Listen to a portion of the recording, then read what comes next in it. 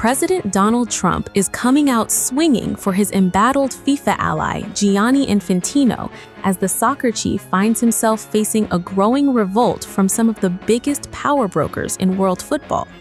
Infantino has been under intense pressure after a controversial plan to sell off a major chunk of FIFA's commercial rights came to light. The proposal, known as the FIFA Forward Enterprise, would have involved rights connected to FIFA competitions, including the World Cup, the crown jewel of international soccer. The plan was first reported by the Times of London shortly after the World Cup final, and the reaction was brutal. Football officials and regional federations quickly pushed back, with the backlash becoming so intense that the proposal was eventually scrapped. And just as Infantino appeared increasingly isolated, Trump stepped in. In a post on Truth Social Monday evening, Trump warned FIFA against even considering replacing Infantino. Trump said FIFA would be making a terrible mistake if it removed its president, calling Infantino fantastic and praising him for presiding over what Trump described as the most successful World Cup ever. He went even further, claiming that if Infantino were gone, the next World Cup would never be as successful or profitable again.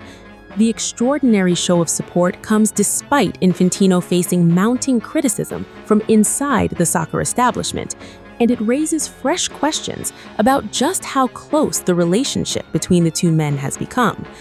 Trump has repeatedly embraced Infantino, who created the FIFA Peace Prize last year, an award that Trump himself received. And now, with Infantino fighting to hold on to his job, the FIFA president has one of the most powerful men in the world standing behind him. Infantino's problems, however, go far beyond one abandoned business proposal. On Monday, the presidents and general secretaries of UEFA, CONCACAF, and the Asian Football Confederation issued an open letter calling for his resignation.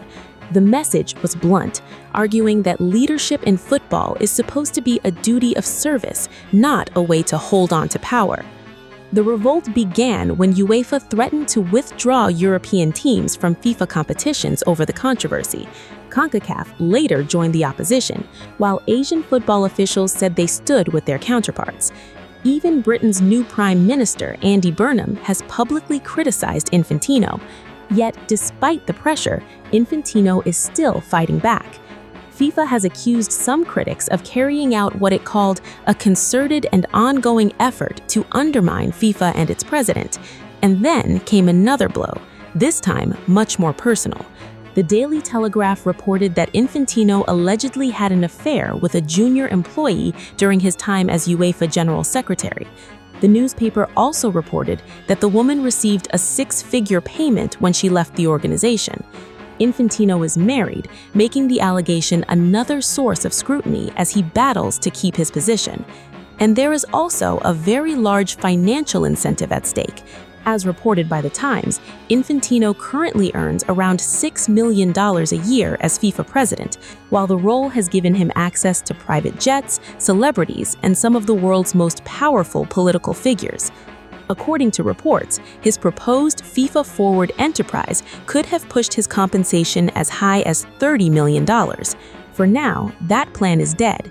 His critics are demanding his resignation, and some of the world's biggest football organizations are openly challenging his leadership. But Infantino isn't completely alone. President Donald Trump has made it clear that he wants his FIFA ally to stay right where he is.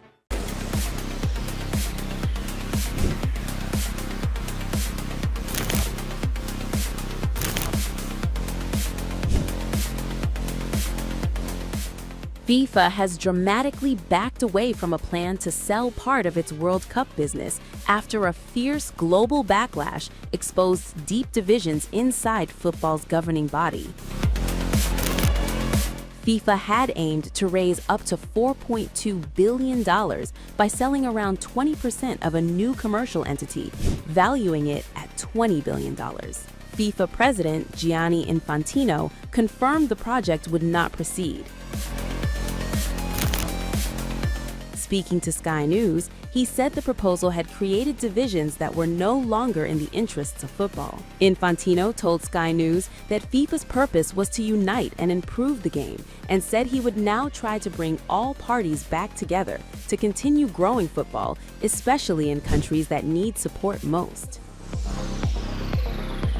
The proposed structure would have transferred FIFA's major revenue streams, including television rights, sponsorship, licensing, and ticketing, into a new entity called FIFA Forward Enterprise. The article says the proposed anchor investor was Thrive Capital, a New York investment firm founded by Joshua Kushner, the brother of Jared Kushner. A source quoted by the New York Post said the firm did not want to remain involved in what was described as a growing mess. The backlash quickly spread across world football. UEFA threatened a boycott of FIFA competitions, while CONCACAF rejected the proposal and its reported one-off payment offer to member federations. The opposition intensified when the Asian Football Confederation announced it stood in solidarity with UEFA and CONCACAF. The AFC said the proposal could not realistically achieve the broad consensus needed and called for an urgent review of FIFA's governance and decision-making processes. The crisis also reached FIFA's senior leadership. FIFA Chief Operating Officer Kevin Lamore told the Associated Press that senior staff felt deceived by what he described as a lack of transparency, adding that the proposal was the project of one person. The turmoil deepened further when senior advisor Carlos Cardero resigned, saying he could not stand by while FIFA considered selling a stake in the World Cup. With member nations preparing for next year's presidential election, the collapse of the deal has now become a major test of Gianni Infantino's leadership.